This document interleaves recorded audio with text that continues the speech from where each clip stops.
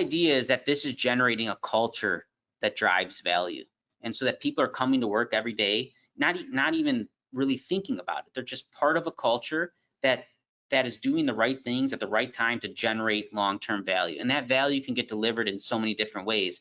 But the point is, the value is being delivered. If you're hearing that, you can't expect somebody to work hard for something and then have no value delivery. Otherwise, they're just saying, why am I working so hard for somebody else? That's the mentality of an employee. And so there has to be that connection. So how do we use this culture now to drive value? And really the way I think about it is, it's the ownership plus the communication of this financial literacy that we're talking about connected. It doesn't have to be real ownership. It could be an ESOP or some other type of synthetic ownership. But the combination of ownership, feeling, acting like an owner, and organizationally communicating the concepts, the strategy, getting buy-in, up and down buy-in, will start to generate what we call this internal value. And it's connecting those dots that you'll find that you have engaged your employees. And so open book management is just one way to do it. It's sharing information. So I don't know how many on the call today frequently share business performance relative to goals and targets. So a lot of you'd be surprised, a lot of companies don't, or they don't share enough information to make the connection. So at the beginning of the year, you might say, here's our budget.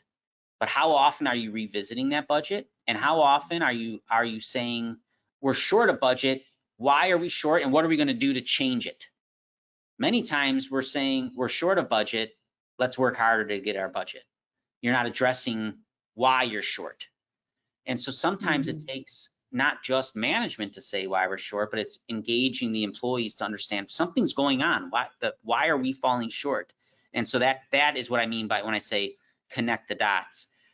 And this is what's going to keep your employees engaged.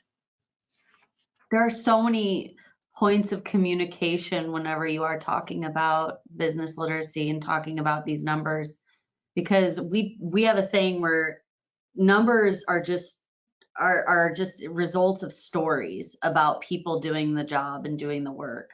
So when your people understand what those stories are, that's where the real education comes in. Hey, we didn't hit this, or I mean, we just had a huddle yesterday where we had a disappointing end of month that we're forecasting because we pushed something out into the next month, and we know that the quarter's still going to end strong. And you know, there's a lot of communication going around that. But instead of being like, man, they didn't hit that number, we now understand, oh, we'll hit that number. We just had to start the contract a little later.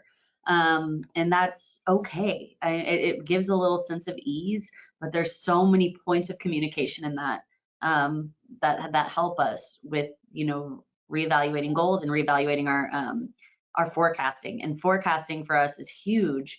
It's not perfect up front, but we can kind of forecast how we're going to end every single month based on this, based on the financial literacy, and we're constantly talking about it. So why aren't we hitting these numbers? Why aren't we hitting our budget? What are we doing here?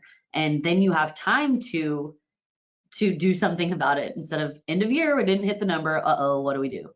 So. And you, Kylie, you guys are sharing, you're sharing actual to forecast on a monthly basis, aren't you?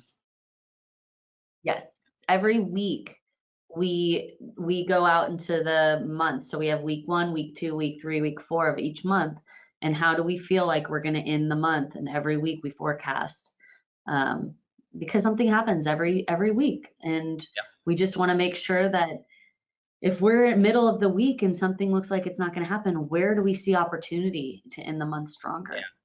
And where I think that is important too is that you in a group setting are seeing where other segments of the business are at in their goals, because everything's interrelated.